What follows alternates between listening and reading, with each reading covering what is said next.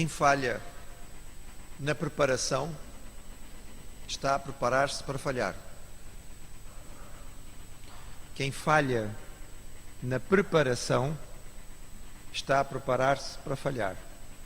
Ou seja, se nós não gastarmos tempo a nos preparar para algo que temos diante de nós e que sabemos que temos a fazer, provavelmente estamos a preparar-nos para falhar. Isso vale para quase todas as coisas da vida. Imaginemos um aluno que tem um teste. Se ele não se preparar para o teste, na verdade o que ele está a fazer é preparar-se para falhar, não é? Se ele falha na preparação, ele preparou-se para falhar. E por aí vai tantas outras coisas. Ou seja, a preparação é importante para praticamente qualquer coisa na vida. E quanto maior o desafio e a tarefa, maior o tempo de preparação. Imaginemos que o irmão precise fazer um transplante cardíaco. E a pessoa que vai fazer diz assim, não, eu já estudei 3 meses de anatomia, estou pronto para isto. O irmão entregaria o seu coração para alguém que estudou 3 meses de anatomia? Não.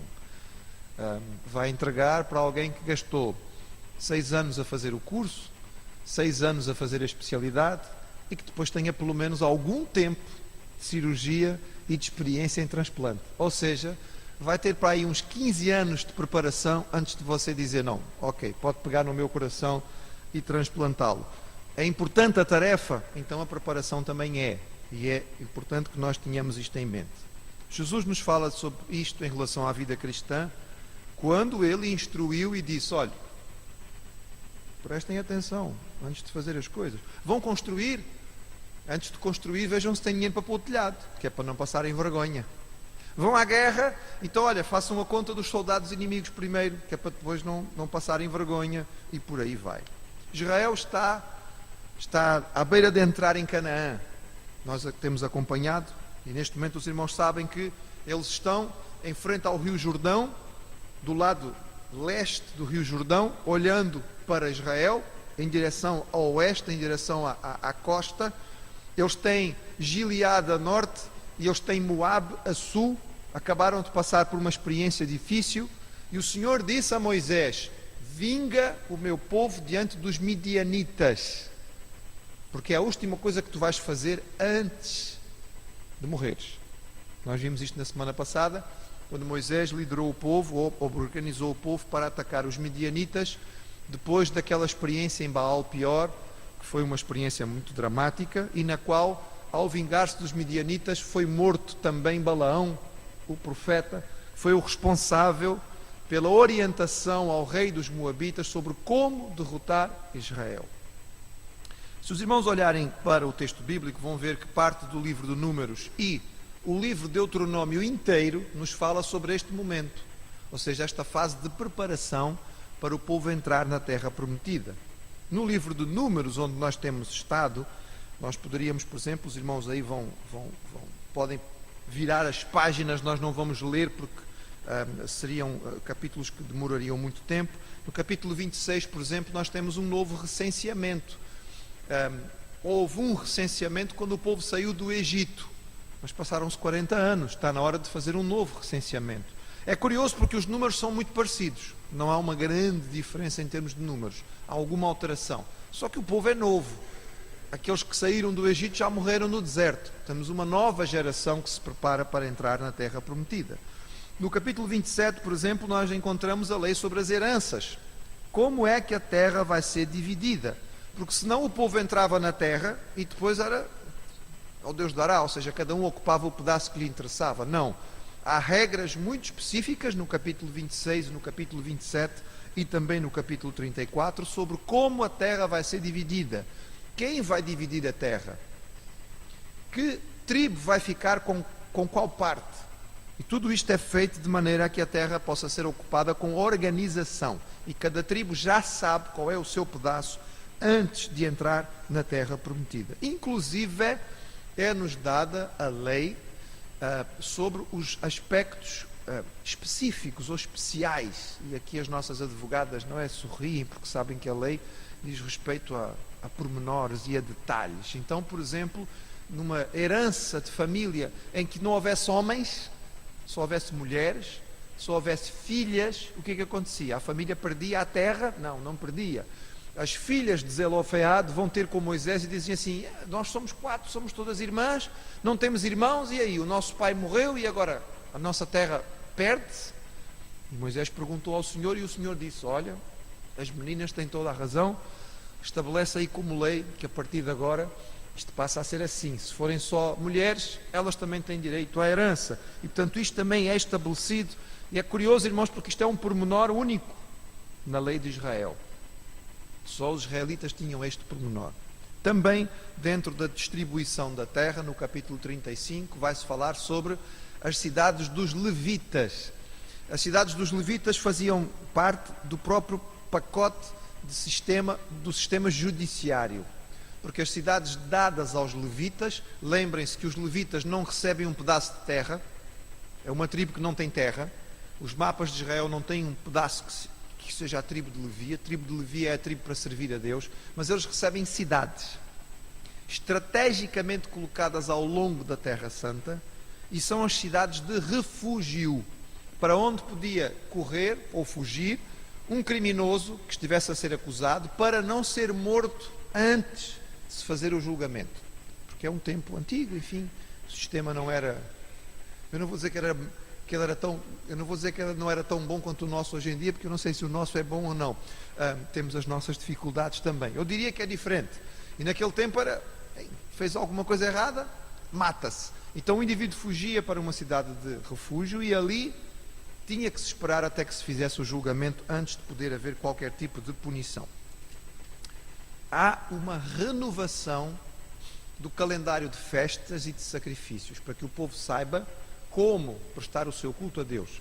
E nós encontramos isso em Números e também encontramos isso em Deuteronômio, com Moisés a explicar outra vez ao povo quais são as festas, quando devem ser feitas, quantos dias vão demorar, o que é que se deve fazer, como é que se deve celebrar. Ou seja, tudo isto é muito importante porque a unidade de Israel era uma unidade religiosa, acima de qualquer outra coisa.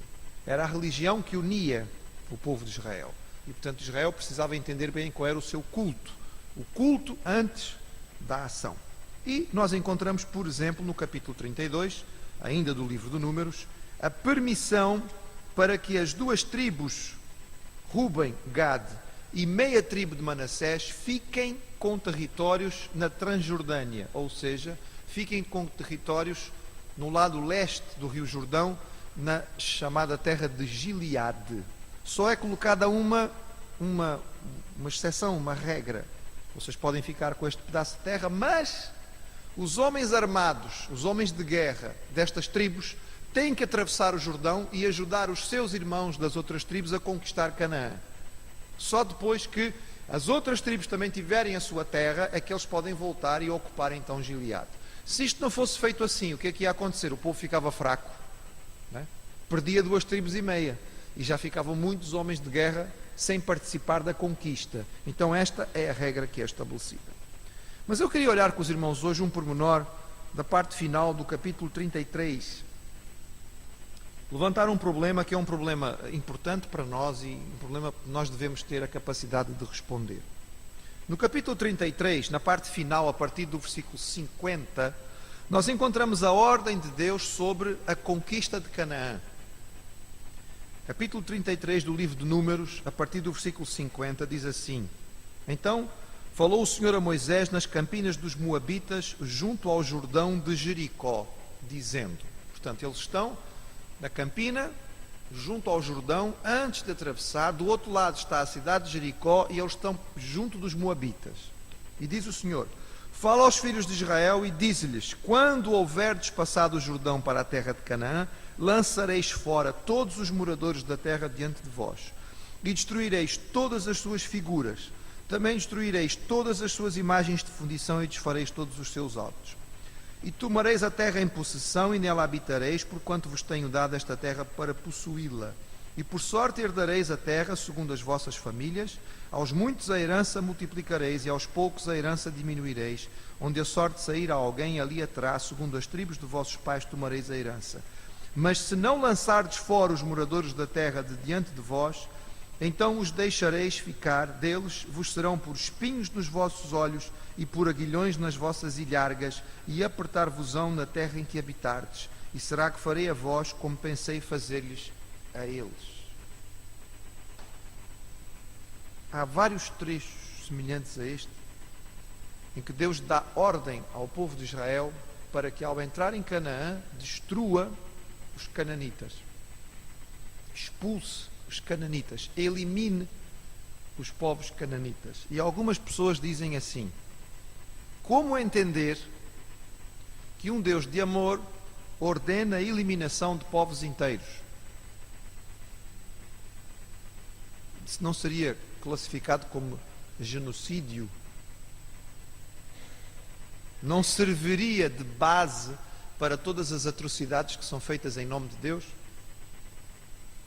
Será que o Deus do Antigo Testamento é diferente do Deus do Novo Testamento? Algumas pessoas tentam se refugiar nesta ideia e dizem: o Deus do Antigo Testamento era um Deus menor, é um Deus semelhante aos deuses da época, é um Deus vingativo, é um Deus cheio de ira, que manda matar. E o Deus do Novo Testamento é o Deus de amor, é o Deus maior, é o Deus, digamos, bonzinho. Se Deus escolheu Abraão e disse que através dele ia fazer uma nação que ia abençoar todas as famílias da terra, como é que isso pode acontecer com a destruição dos cananitas? Será que Israel pode ser uma bênção para os cananitas, entrando em Canaã e destruindo estes povos? São questões legítimas. Nós não devemos fugir delas. É verdade que elas são mais comuns em pessoas que leem pouco a Bíblia. Quem conhece a palavra e lê a palavra por completo, percebe que há um fio condutor do princípio até ao fim. Nós não podemos diferenciar o Deus do Antigo do Deus do Novo Testamento. O Deus do Antigo Testamento é um Deus que tem inúmeras manifestações de amor. É um Deus de paciência, de misericórdia, que aguenta, que espera, não é? Que dá oportunidade após oportunidade. Nós vemos Deus tendo uma paciência impressionante com Israel durante séculos, mandando constantemente profetas para avisar o povo, sofrendo com a traição de Israel, como por exemplo nós vemos espelhada na história do profeta Oséias, em que Deus diz: vocês me traíram profundamente, meu coração está profundamente magoado, como um marido que foi traído, como um marido cuja esposa se entregou à prostituição. É assim que eu me sinto, porque eu sou o vosso Deus. Eu vos tirei do Egito, eu vos dei esta terra, e vocês estão aí a adorar a todos os deuses que existem. Tudo quanto é Deus novo que chega, vocês aceitam, em vez de aceitarem a minha adoração. Portanto, quem lê pouco a Bíblia é que pode pensar que Antigo e Novo Testamento fala sobre deuses diferentes. Mas há pessoas que colocam estas questões, e às vezes os crentes ficam um pouco confusos. Nós devemos ter a capacidade de encarar todas as perguntas que são feitas. O crente não deve ter medo de dúvidas honestas, porque há dúvidas desonestas, há dúvidas que não estão interessadas em ouvir resposta. Há pessoas que apresentam situações e não querem realmente ouvir uma resposta, elas simplesmente lançam aquilo como se elas fossem donas da verdade e ponto final. Mas se alguém está realmente interessado em saber, nós não devemos ter dificuldade em procurar e dar alguma resposta a estas questões. Então eu trago aos irmãos algumas coisas para nós pensarmos, que poderão nos ajudar a compreender um pouco melhor e a responder a estas questões ou a esta situação relativa à eliminação dos povos cananitas. Então comecemos pelo ponto 1, irmãos, lembrando um aspecto muito importante, que é o seguinte: ser bênção não exclui o aspecto punitivo ou judiciário. O Deus que separou Israel para ser bênção às nações não significa que ele vai abrir mão da punição devidamente justificada.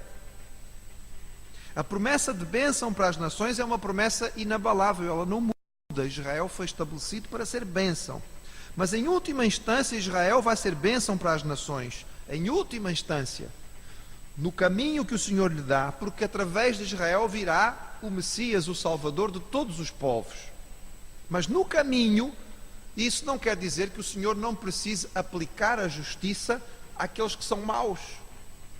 E, por vezes, até usar Israel como instrumento para aplicar esta justiça. Uma coisa não exclui a outra. E nós podemos compreender isto de uma forma simplificada e limitada, mas podemos entendê-la na própria experiência da paternidade. Um pai que ama, não é porque ama que vai deixar de disciplinar. Pelo contrário. Muitas vezes, porque ama, vai ter que disciplinar.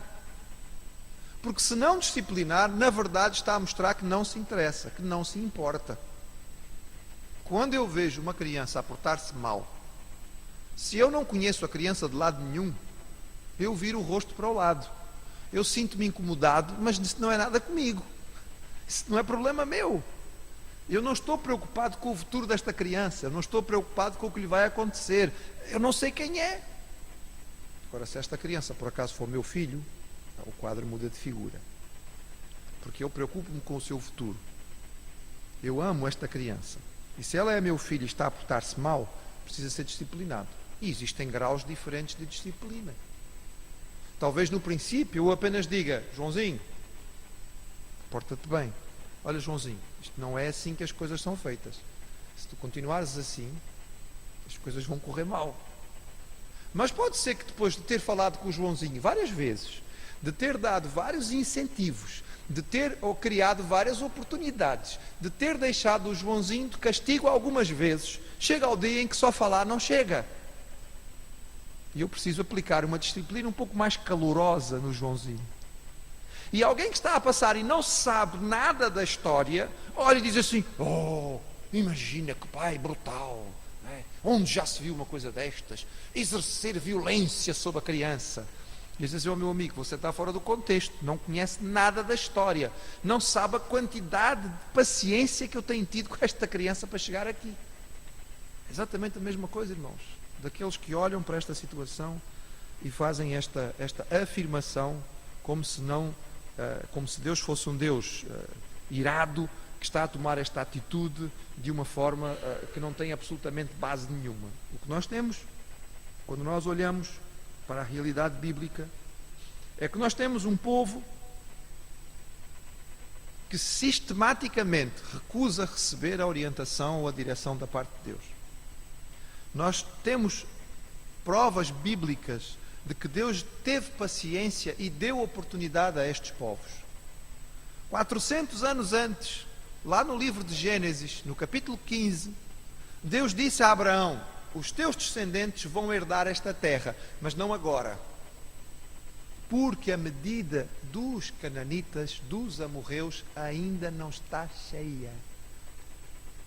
Como que existia um medidor de paciência, e olha que o de Deus é grande. E Deus estava a dizer: olha, o nível de pecado deles já é alto, mas ainda não transbordou. E portanto ainda não está na hora de vocês ocuparem a terra. Um dia vai transbordar. Quando transbordar, está na vossa hora de chegar. E nós sabemos então que o Senhor teve paciência com este povo durante todo este tempo. Mas teve apenas paciência? Não, irmãos, sabemos que não foi só. Por exemplo, Abraão foi alguém que andou entre eles, que testemunhou, que mostrou a eles o Deus verdadeiro. Quando nós vemos Abraão lidando com os cananitas, nós vemos os cananitas reconhecendo que Abraão era um homem de Deus. Ou seja, eles tiveram testemunho. A mesma coisa com Isaac, a mesma coisa com Jacó. Nós sabemos que, por exemplo, havia um homem, rei, sacerdote, em Canaã, chamado Melquisedeque, que era rei de Salém e era sacerdote do Deus verdadeiro. E se havia um Melquisedeque, quem é que nos garante que não houve outros? Que mostraram aos povos cananitas qual era o Deus verdadeiro. E, no entretanto, qual foi a escolha dos cananitas? Uma cultura maligna, profundamente maligna. Uma cultura em que os sacrifícios humanos eram coisas banais, feitas com a maior facilidade. A figura que nós podemos ter dos povos cananitas se nos espelha na história de Sodoma e Gomorra, que foram povos que estavam vivendo daquela maneira, em que a promiscuidade, a falta de respeito, não é? Tinha tomado conta de uma população inteira, em que os oprimidos não tinham qualquer possibilidade de justiça. E eles clamaram a Deus e finalmente foram ouvidos. Então, quando nós lemos a respeito do povo de Israel entrando em Canaã e destruindo a cultura cananita e expulsando os cananeus da sua terra, nós estamos a ver o nosso Deus a usar o aspecto punitivo. Porque chega um momento em que é preciso estabelecer a justiça. É bom lembrar que quando Deus faz isto com Canaã ou com os cananitas, é porque Deus é justo com todos. E o dia vai chegar em que Deus vai fazer o mesmo com Israel. Porque Deus vai estabelecer Israel em Canaã, mas Deus vai avisar: cuidado. Os irmãos leram aqui no próprio texto, não foi? E será que farei a vós como pensei fazer a eles? Porque eles não expulsaram os cananitas por completo, eles não fizeram aquilo que Deus tinha realmente mandado, eles acabaram por adotar os deuses dos cananeus, e chegou ao ponto em que o rei de Judá, em Jerusalém, sacrificou os próprios filhos em altar a deuses pagãos. E então Deus fez o quê? Deus pegou os babilônios e trouxe os babilônios para servir de disciplina a Israel. Como já tinha feito 150 anos antes, trazendo os assírios para ser disciplina ao povo do norte, em Samaria, a Israel. A mesma coisa aconteceu com Judá. Nesta fase, o que nós vemos é Israel como instrumento de Deus para castigar a impiedade dos cananitas. Mas a história vai se repetir e vai continuar desta maneira. Se os irmãos quiserem olhar para a história desta forma, talvez nós possamos perceber muitas coisas, como por exemplo, como é que um punhado de espanhóis destruiu o Império Azteca. Um império poderosíssimo, não é? Tão forte, e meia dúzia de espanhóis, mas eles tinham armas de fogo. Irmãos, as armas de fogo daquele tempo disparavam uma vez e até ele conseguir pôr outra bala para disparar demorava 20 minutos ou 30 minutos. Não foi só por causa disso. Era uma cultura maligna, irmãos, maligna, em que eles usavam todas as tribos indígenas à volta para fazer sacrifícios humanos, em que por vezes numa única tarde eles eram capazes de sacrificar aos seus deuses centenas de índios. Era maligno, era demoníaco. E o Senhor usou estes povos. Mas os espanhóis não eram dignos. Meus irmãos, os babilônios também não. Os assírios também não. Israel também não. Este foi o dilema de Abacuque. Quando ele questionou o Senhor, e Deus respondeu, e no fim Abacuque curvou-se em humildade e disse ao Senhor: desculpa lá, porque eu realmente falei do que não sabia, como Jó também já tinha falado. É bom lembrarmos, irmãos, que quando falamos sobre o genocídio, ou algumas pessoas falam sobre o genocídio, a conquista de Israel da terra de Canaã foi limitada, tanto no tempo quanto no espaço. Ela dura cerca de uma geração, não passa além disto. E na verdade, os cananeus não foram todos nem destruídos, nem foram todos expulsos da terra. E nós sabemos isto, basta ler o fim do livro de Josué e o início do livro de Juízes, para nós vermos que muitos dos cananitas continuaram na terra. E nem era esse o plano, porque não foi isso que Deus disse a eles para fazerem. Mas também é um aspecto importante da nossa resposta. A justiça de Deus se aplica a todos. O mesmo tratamento que Deus vai usar Israel para dar aos cananitas, depois vai ser usado pelo Senhor com outros povos sobre o povo de Israel. Em última análise, tem a ver com a soberania de Deus. Porquê que foram os cananitas só no tempo de Moisés, ou no caso de Josué, a serem punidos, e não os do tempo de Sodoma e Gomorra? Foi a paciência de Deus. Porquê que a cidade de Jerusalém não foi destruída e não foi a geração de Manassés, do rei Manassés, no tempo de Isaías, que foi levada para o cativeiro, mas ainda se esperou mais de 100 anos? É a soberania de Deus. O Senhor sabe não somente quem, mas quando. E a nós nos compete entender e aceitar a justiça do Senhor. Em última análise, nós devíamos lembrar, irmãos, que o castigo que nós encontramos, ou os castigos aplicados a qualquer povo no Antigo Testamento, são um anúncio profético daquilo que o Senhor vai fazer no fim. O irmão, depois chegando em casa, pode reler o livro do Apocalipse e ver que o Senhor um dia vai fazer isto com a terra inteira, com todo o mundo, porque este tem sido o clamor dos povos do mundo inteiro. Eu tenho certeza que hoje em Portugal há gente a clamar por justiça e que não está a recebê-la. Nós podemos achar que a nossa cultura é muito mais evoluída. Será que é? Será que nós ultrapassamos a fase em poder dizer que os poderosos humilham os pequeninos e que não acontece nada com eles? Infelizmente não estamos longe disso. E portanto o clamor daqueles que pedem ao Senhor justiça continua no ar. E um dia, o livro do Apocalipse nos diz, um dia o Senhor vai trazer a sua justiça final sobre a terra. Porquê que ainda não veio antes? Porque nós não merecemos. Merecemos, irmãos. Merecemos. Eu às vezes olho para a realidade em que nós vivemos hoje e digo, como é que é possível piorar? Nós não fazemos ideia das coisas que são feitas, irmãos, não é? Bem, alguns jornais por aí gostam de nos elucidar a respeito das maldades que são feitas. E há jornais na nossa praça que se o irmão pegar e fizer assim, vai pingar sangue na sua mão. Há muita maldade, muitas coisas impressionantes sendo feitas, muita gente sendo usada pelo maligno. Tudo tem a ver com a misericórdia do Senhor e com a oportunidade que Ele está dando às pessoas, mais uma vez, de se arrependerem e de aceitarem. Este é o tempo da igreja. Este é o nosso tempo.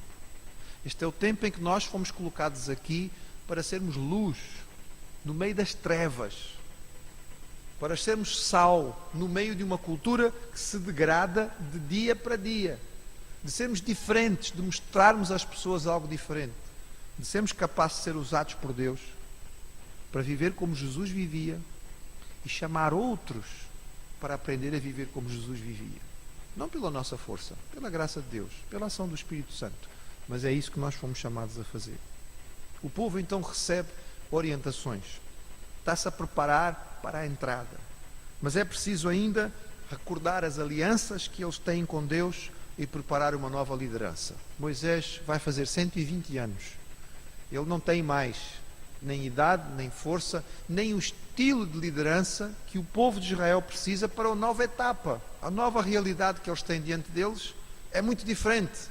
Então o Senhor precisa ajudar esta geração a perceber o que significa a aliança que eles têm com Deus e precisa dar a esta nova geração novos líderes que possam ajudar Israel no novo desafio que tem de entrar na terra prometida. Mas isto vamos continuar a ver nas próximas semanas, se Deus nos der vida e saúde e nos trouxer.